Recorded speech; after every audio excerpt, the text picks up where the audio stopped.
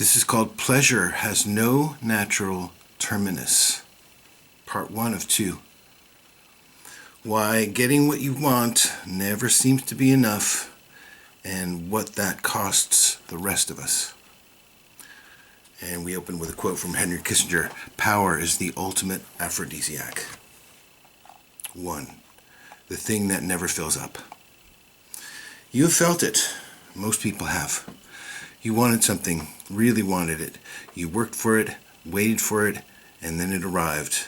And for a moment it was good, maybe very good. But then, sooner than expected, the good feeling faded. Not because something was taken away, just because the wanting started again. A new version of the same wanting, or a different wanting altogether. And you were back where you started, except with one more thing. That is not a character flaw. It is not a weakness or ingratitude or a sign that something is wrong with you specifically. It is the structure of a particular kind of experience, the kind this essay calls pleasure. And understanding that structure is one of the most clarifying things that a person can do. Because pleasure, as it turns out, is built differently from the satisfaction of genuine need. And that difference, small as it sounds, changes everything about where pleasure leads when it becomes the main thing that a person or a civilization is organized around. Let us be precise about what we mean. There are two distinct and different kinds of experience available to a human being. The first is the satisfaction of a genuine need. The second is pleasure, the feeling of getting what you want. These two things can feel similar in the moment, but they work completely differently, and only one of them has a natural stopping point. 2. The lion and the fist. A lion that is genuinely hungry hunts. When it has eaten enough, it stops. It rests fully and openly with its whole body. It is not managing the leftover hunger. The hunger is simply gone, resolved by what actually resolved it. The lion's circuit is complete. The lion does not lie awake wondering whether it got enough. It does not compare its meal to the lion in the next territory. It does not begin immediately planning the next hunt. It rests. Because the genuine need has been genuinely met. The closing signal came. The system heard it. The body relaxed. Pleasure does not work this way. Pleasure is the feeling of moving forward towards something you want, toward having something you want. The moment you have it, the feeling begins to fade. Not because something went wrong, but because the movement has stopped. And without the movement, the pleasure dissolves. So the movement must begin again.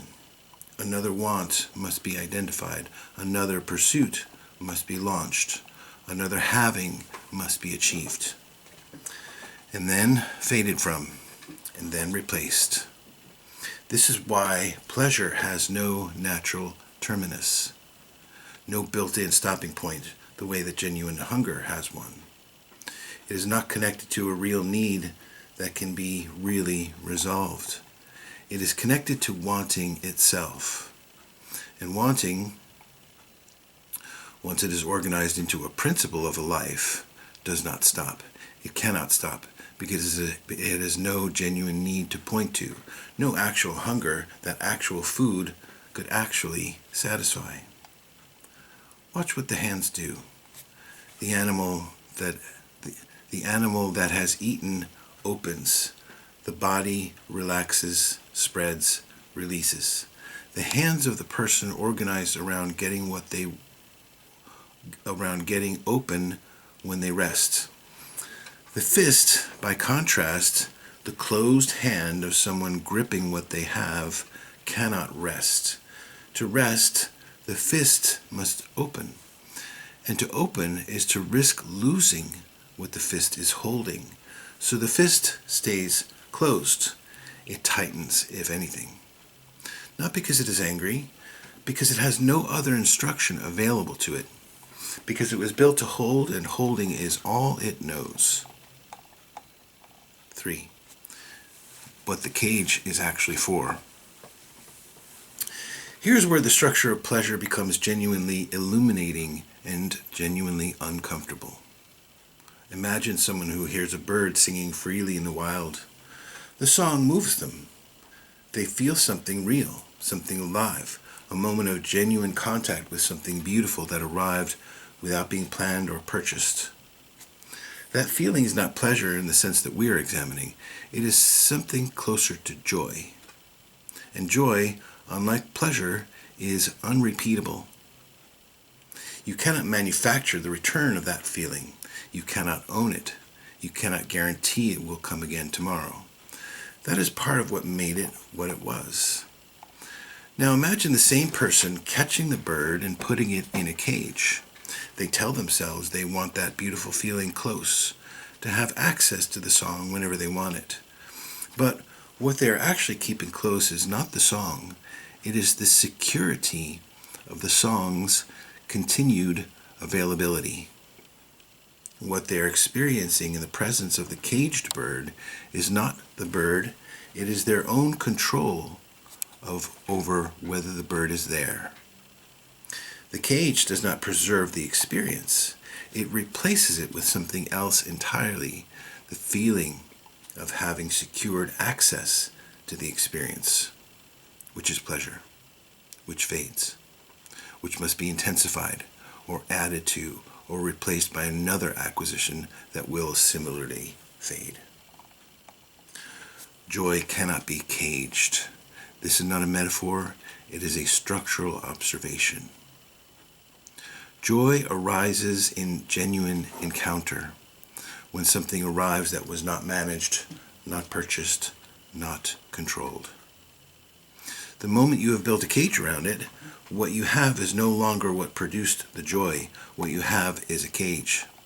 And the joy of the free bird's song has been replaced by the pleasure of owning a bird, which is a completely different thing, and a lesser thing structurally, because it has no natural stopping point and produces no real rest. Pleasure is repeatable. Joy is not. The person organized around pleasure seeks the repeatable, the same restaurant, the same reassurance, the same proof that the thing they want is still available and still theirs. Joy cannot be scheduled. It cannot be purchased. It cannot be caged. It arrives when the ego is not managing the moment, and it leaves no residue except the memory of having been, for a moment, genuinely alive. 4. How wanting grows into control. Pleasure-seeking, left to develop its own logic over time, moves in a direction. This is not inevitable for any one person. Genuine encounter can redirect things at any point.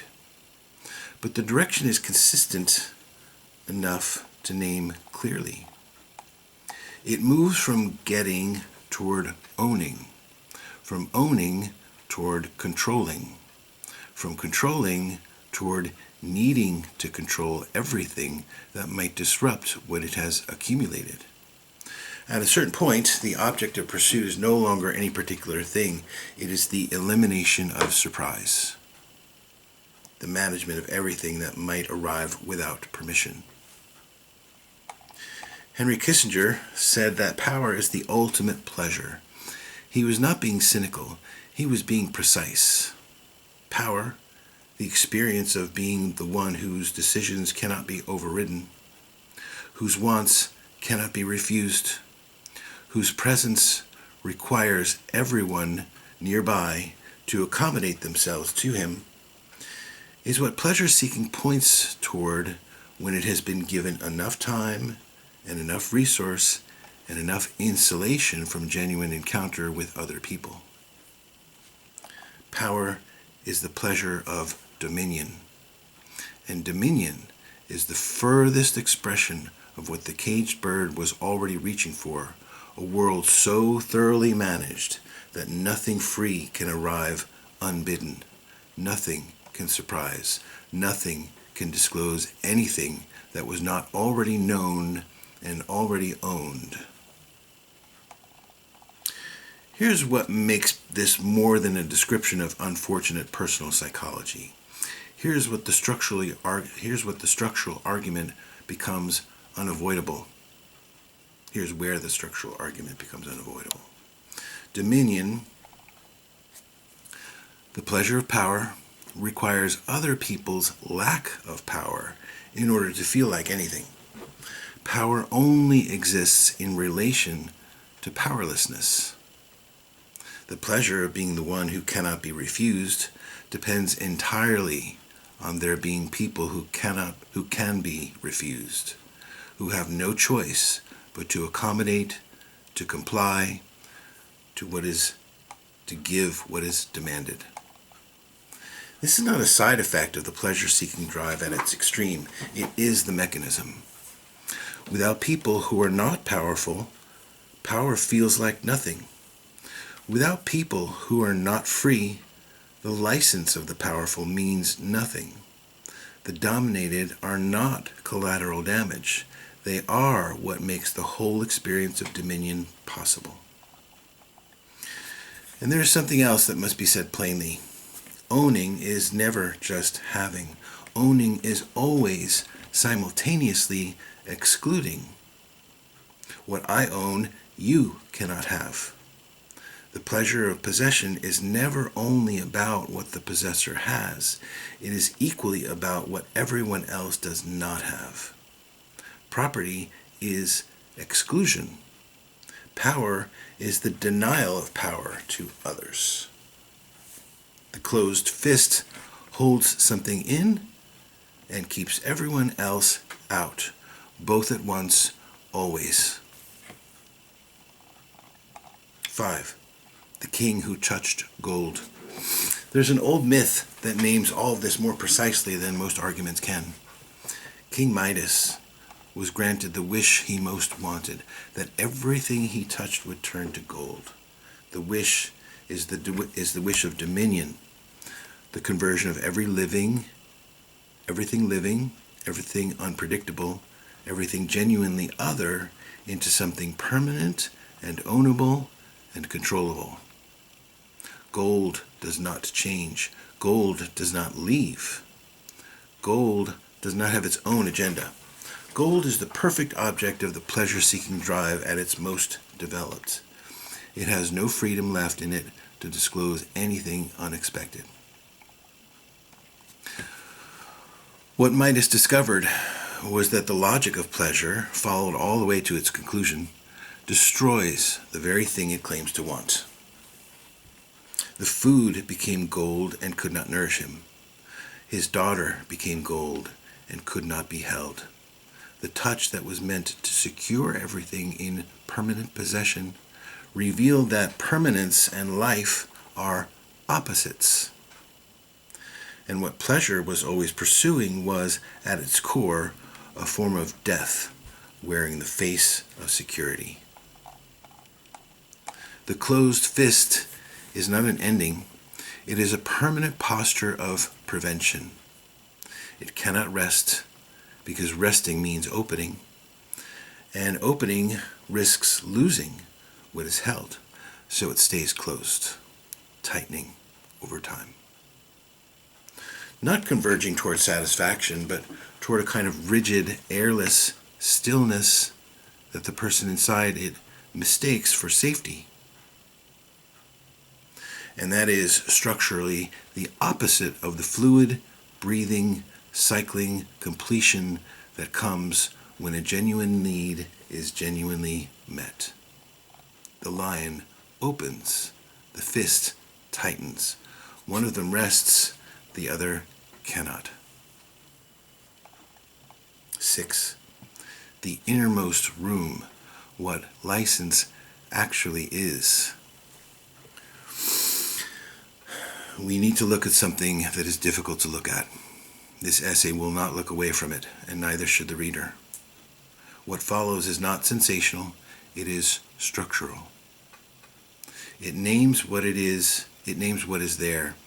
When dominion becomes sufficiently protected, when a person or a group of people accumulate enough power that the normal consequences of their actions no longer reach them, something specific happens. The pleasure-seeking drive arrives at what can only be called license. License is not freedom. The distinction is important enough to carry its own section in the essay that follows this one. But it needs to be named here. Freedom is the condition of genuine relationship. Two free people can genuinely encounter each other, can surprise each other, give to each other, receive from each other, without either one managing or controlling the exchange. License is the opposite of this. License is what you experience when you are powerful enough that no one around you can say no, when your appetites cannot be refused, when your conduct cannot be prosecuted, when the people within your reach have no recourse. The person with license does not experience freedom. They experience the abolition of genuine relation. Everyone around them is reduced to a function of their appetite. No one can arrive as genuinely free as a genuinely other presence, because no one is free in their presence. What this produces in the innermost room of sufficient dominion and sufficient protection is something that must be named clearly: the pleasure of cruelty. The pleasure of harming someone who cannot stop you and cannot hold you accountable. This is not a description of rare individuals. It is the logical conclusion of the pleasure-seeking drive when given ultimate resource, unlimited protection, and unlimited time. The historical record documents this. Networks organized specifically around the procurement and abuse of children, the most defenseless available, have been exposed across multiple countries and multiple decades. These were not the isolated acts of disturbed individuals. They were organized, protected, institutionalized. Access to them was currency within the class of people for whom ordinary consequences had ceased to apply. The abuse itself was not the point in isolation. The impunity was the point. The proof that rules everyone else lived within did not apply to them. And here is the hardest structural observation. These networks required vulnerable children in order to function. Vulnerable children are not naturally abundant. They are produced by conditions: poverty, family breakdown, communities without resources, children without advocates. Those conditions are not accidents. At this level of the system, they are the supply chain. The pleasure economy, at its furthest reach, does not merely tolerate the primary floor's absence for the most vulnerable, it depends on it. 7. Addiction. The same structure visible. Before this essay closes, one more observation must be made, because it connects the ordinary experience of pleasure to its extreme expressions and shows them to be the same thing at different scales. Every addiction to any substance, any behavior, any pattern of pursuit works exactly the same way this essay has been describing. The substance does not satisfy.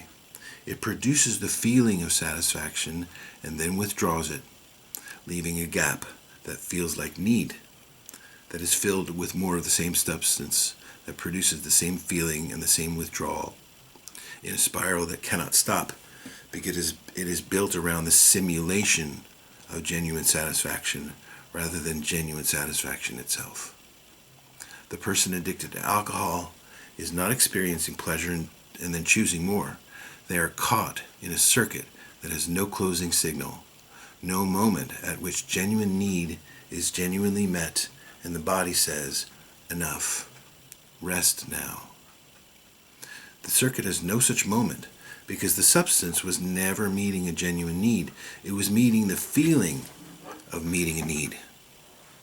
And the feeling, once the substance withdraws, leaves less than it found. The billionaire who cannot stop accumulating is in the same circuit. The political leader who cannot stop expanding power is in the same circuit.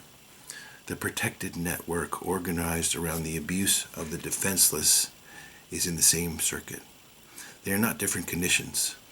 They are the same structural absence, the absent stopping signal, the closing circuit that never closes, expressed at different scales and with different degrees of protection from consequence. Addiction is not a character flaw.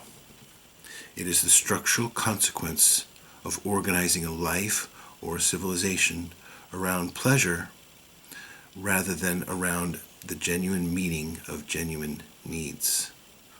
And the path out of it at every scale is the same. The restoration of genuine contact with the ground of genuine need, which provides this genuine stopping signal, the genuine rest that pleasure can only simulate. That is what the companion essay describes. This one has done its work. The closed fist will open, not by choice, but because the living world does not suspend its own nature in order to accommodate the fist's refusal. The gold tarnishes, the dominion collapses under the cost of its own maintenance. The free organism, genuinely met in its genuine needs, genuinely belonging, genuinely able to look at what it is, cannot be dominated in the way dominion requires. And the growing number of free organisms is the only thing that has ever, in the long history of human arrangements, opened the fist from the outside. That is the argument of the essay that follows. Hope you stay tuned for it.